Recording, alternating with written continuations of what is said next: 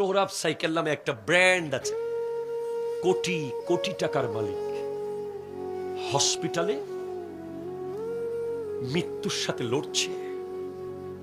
ডক্টরকে বলছে, ডাক্তার আমার পরিবারকে একটু বলো, আমি শেষবার দেখতে চাই। কিন্তু ডাক্তার এত বলা বলির পরেও পরিবার আসে নাই। সে জিজ্ঞেস করছে, ডাক্তার আমার পরিবার আসবে না? বলে, আপনার পরিবার আসবে, আসতেছে আসতেছে আসতেছে। শেষে সে মারা গেছে।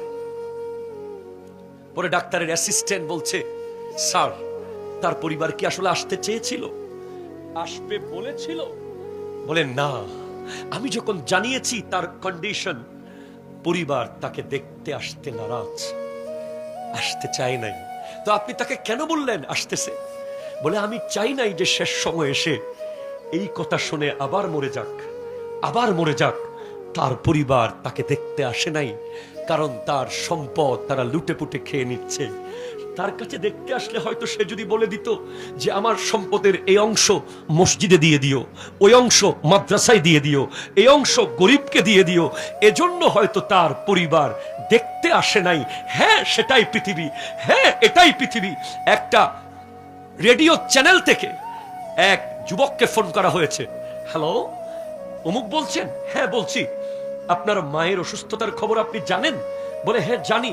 আপনার মায়ের তো কিডনি নাই, কিডনি ফেল, আপনি কি করবেন এখন? কি করার আছে আপনার? তখন সে বলছে, ভাই আমি কি করব, আপনারা আমাকে কেন ফোন দিয়েছেন? আপনারা চেষ্টা করুন না কোনোভাবে কিছু করার। আমি ছোট একটা ব্যবসা করি, আমার পক্ষে আমার মাকে কিডনি দেওয়া। ওরা বলছে, দুটা কিডনি আছে আপনার, একটা দেন, আরেকটা দিয়ে আপনি ইজিলি চলতে পারবেন। সে বলছে, না আমার বাচ্চা আছে, আমার সংসার আছে। এরপরে তাকে রেকর্ড শুনিয়ে দেওয়া হলো।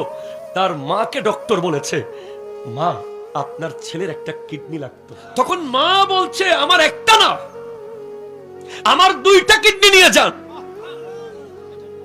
এরপরে আমার ছেলেকে বাঁচান।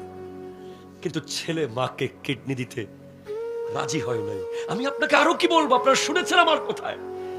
Credeza Rodriguez, one of the biggest fashion designer of United States of America, US এর একজন ফ্যাশন ডিজাইনার, যার পার্সোনাল বিউটিশিয়ান ঘরে আছে, যার বাসার নিচে গ্যারেজে ল্যাম্বরগিনি, যার গ্যারেজে রোলস রয়েলস, যার গ্যারেজে রেঞ্জ রোভার, যার গ্যারেজে ল্যান্ড ক্লোজার, শত শত গাড়ি, যার বাসার বেডরুম 2000 স্কয়ার ফিটের। কিন্তু সে হসপিটালে বসে বসে একটা চিঠি লিখেছে পৃথিবীর মানুষের কাছে। তার ক্যান্সার হয়েছিল, ক্যান্সার হওয়ার পর তার মাথার সমস্ত চুল ঝরে পড়ে গেছে, তার কিডনি শেষ হয়ে গেছে, তার লিভার নষ্ট হয়ে গেছে, তার ফুসফুস শেষ হয়ে গেছে। ডক্টর বলছে, you can live, you can alive, you time stop, your time close, you have to go, just write out something for your family, for your society, for your friends. তোমার সময় শেষ, কিছু লিখে দিয়ে যাও পরিবারের জন্য, কিছু লিখে দিয়ে যাও বন্ধুদের জন্য, কিছু লিখে দিয়ে যাও আত্মীয় স্বজনের জন্য। ক্রেদেজা রদ্রিগেজ লিখেছেন একটা চিঠি, এই পৃথিবীর মানুষ, এই পৃথিবীর মানুষ, আমি ক্রেদেজার ঘরে 20টা গাড়ি পড়ে আছে, আরো বেশি গাড়ি পড়ে আছে, আর আমি হসপিটালের ছোট্ট একটা হুইল চেয়ারে জীবন কাটাচ্ছি। আমার বেডরুম 2000 স্কয়ার ফিটের, আর আমি হসপিটালের মাত্র 50 থেকে 100 স্কয়ার ফিটের ছোট্ট কামরায় জীবন কাটাচ্ছি। আমার কতজন বিউটিশিয়ান যারা আমার চুল আঁচড়ে দেয়, কিন্তু আজকে আমার মাথায় চুল নাই, ক্যান্সার আমার সমস্ত চুল ঝরিয়ে ফেলেছে। আমার ব্যাংকে সব টাকা এনে ডক্টরকে বলেছি, ডক্টর নাও, আমাকে একটা দিন কি বাঁচানো যাবে, আমাকে আর 1 মিনিট কি বাঁচানো যাবে, আমাকে আর আধা ঘন্টা কি বাঁচানো যাবে? ডক্টর বলছে, no no no, we are sorry, আর সুযোগ নেই, আর সময় নেই। তখন ক্রেদেজা বলে গেছে, এই পৃথিবীর মানুষ, টাকা মানুষ আপন, টাকা পর, মানুষ আপন, টাকা পর, মানুষ আপন, টাকা পর। হ্যাঁ, আমি আপনাকে বলছি, আপনি এখনো জানেন না মৃত্যু কি, আপনি এখনো জানেন না মৃত্যু কি, মৃত্যু কি আপনি জানেন না। যদি মৃত্যু কি আপনাকে জানতে হয়, ইমাম গাজালিকে পড়তে হবে, আপনাকে দাকায়েকুল আখবার পড়তে হবে।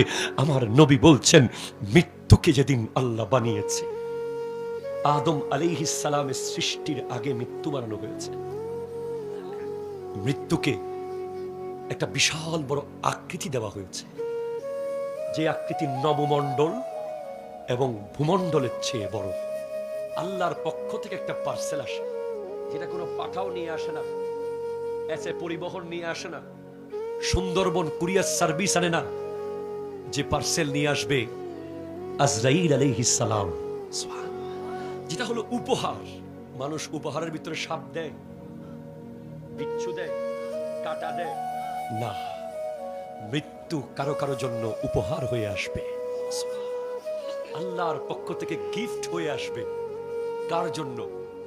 আল মাউতু তুহফাতুল মুমিন, মৃত্যু হলো মুমিনের জন্য উপহার।